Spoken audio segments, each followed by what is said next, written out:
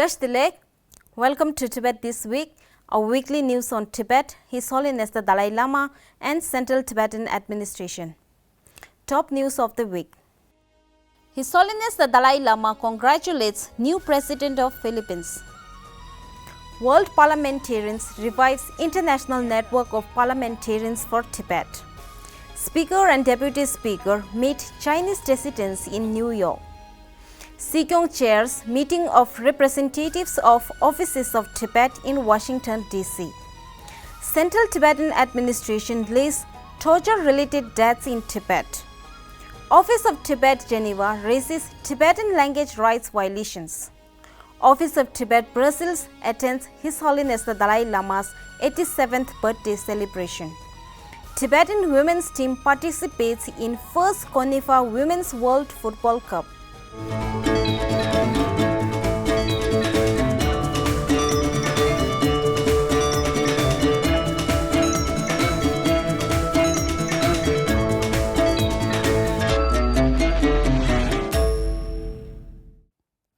This morning, His Holiness the Dalai Lama sent a congratulatory message to Ferdinand Marcos Jr.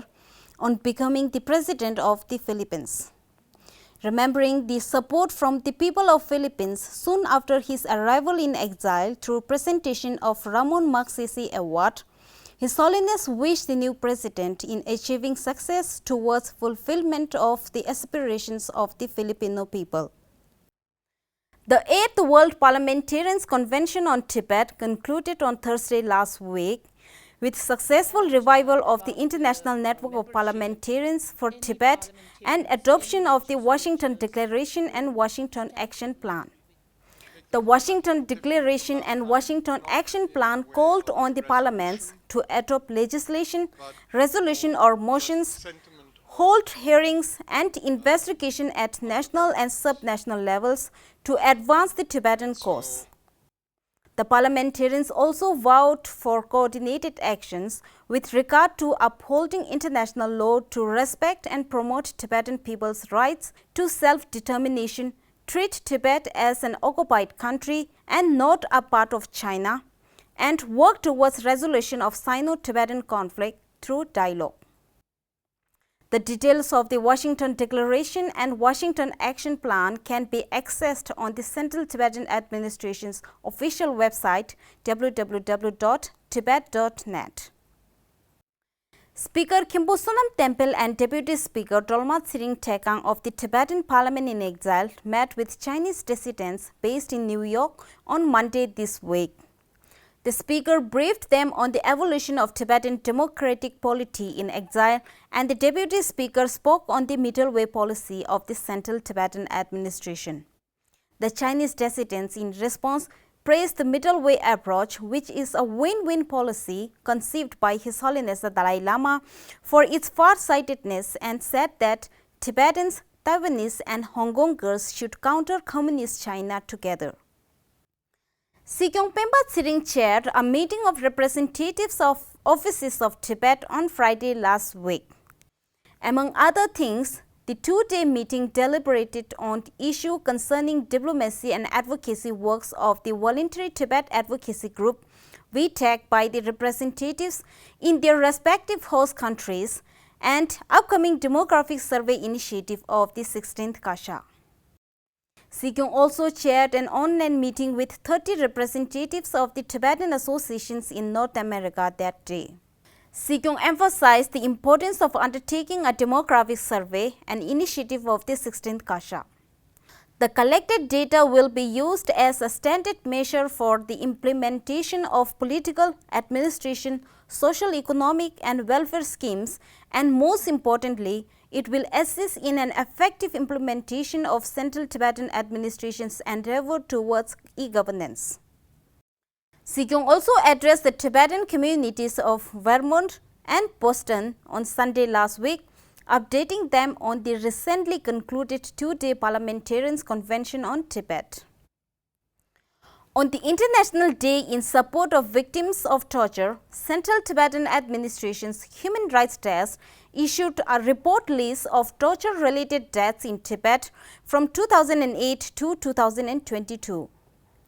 The report listed at least 50 known cases of torture-related deaths of Tibetans inside Tibet since the 2008 nationwide uprising against the Chinese rule, including the 19-year-old Tibetan monk Tenzin Nyima, Tibetan tour guide serving a 21-year sentence Koncho Jimba, and Trulku Tenzin Delek Rinpoche, a prominent monk and community leader who died in prison in 2015. The UN Advocacy Officer of the Tibet Bureau, Geneva, Khalden Tsomo, delivered an oral statement on China's ever-growing attack on Tibetan culture and language through denial of education in Tibetan language and culture settings at the ongoing 50th session of the UN Human Rights Council on Friday last week. While citing the recent report on the Chinese government's policy of mandatory colonial system of boarding schools, Khalden Tsomo, on behalf of Society for Threatened Peoples, urged the Human Rights Council and the Special Rapporteur to call upon China to immediately stop taking Tibetan children away from their families and their own cultural setting. She expressed concern over the repressive Chinese policies and actions, including arrest and detention, often subjected to incommunicado situations against a large number of Tibetan writers, intellectuals, singers, and students who engage in preservation of Tibetan culture and identity, including through education. We would like to ask, what steps can this council take to hold the Chinese government accountable for its atrocities? What role can the special rapporteur take to ensure communication with the Chinese government to give equal respect and rights to Tibetan children to receive education in the Tibetan language?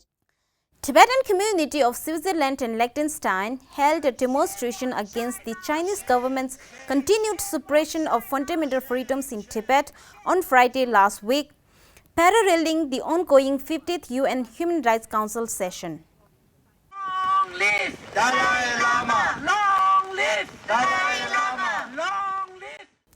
Tile Wangdu, Secretary of the Office of Tibet Brussels, attended the Zurich Sikyong's Jamyang Lopel Sunday School's 14th founding anniversary cum His Holiness the Dalai Lama's 87th birthday celebration on Saturday last week in Antwerpen. Secretary Tile Wangdu urged the gathering to preserve Tibetan language, culture, and tradition. Zurich Sikyong's Jamyang Lopel Sunday School runs 6 schools with over 372 children in Belgium. Tibetan women football team is participating in the first ever CONIFA Women's World Football Tournament. The tournament is being organized by CONIFA and hosted by Tibetan National Sports Association in Ponta Sahib, North India. 3 teams, Team Tibet, Submi FC and Mata Beliland, are expected to play. The match will begin today and the final match is scheduled on the 6th July, the birthday of His Holiness the Dalai Lama. All the matches will be streamed live on Tibettv's Facebook and YouTube pages. My name is Tonja Nilsen and I'm from Norway, and we are girls from Norway and Sweden. We're 17 now, but we have one with a knee injury, so we're 16 players who can play. We're quite ready since everybody had a season before they came here, so we have been playing football for a few months before we came matches against others and training and everything. And we are, of course, we're here to win. Yes, my name is Pema and I'm from Nepal. And I've played for the team for 8 years now. Yes, we have 23 players. So we selected players from different places. From Nepal, we have 6 players, and others are from India. Most of them had a gap due to COVID. So initially we had a hard time, but now I think most of them are prepared and ready to play.